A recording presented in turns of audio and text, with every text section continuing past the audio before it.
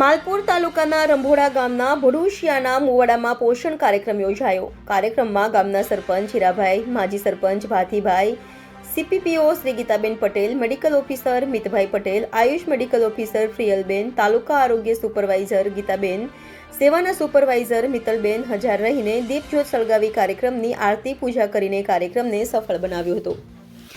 આ પ્રસંગે ગામના લોકો, આંગણવાડીની બહેનો મોટી સંખ્યામાં હાજર રહ્યા હતા અને અલગ અલગ પોષણ તત્વ વાનગીઓ બનાવવામાં આવી હતી। તેમાં બાજરો, બંટી, બાવટો, કોદરા, જુવાર જેવા અનાજમાંથી અલગ અલગ વેરાયટીની પોષણ તત્વ વાનગીઓ બનાવી હતી। તે વાનગીઓમાં 1 થી 3 નંબર સુધી વાનગીઓનો ટેસ્ટિંગ નંબર આવનાર બહેનોને સન્માનિત પત્ર એનાયત કરવામાં આવ્યો હતો અને પોષણ તત્વ વાનગીઓ, લીલા શાકભાજી જેમાંથી પોષણ તત્વ મળે તે વિશેની માહિતી પણ આપવામાં આવી હતી। રિપોર્ટર વાલમ બારિયા, ગુજરાત ક્રાઇમ ન્યૂઝ, માલપુર।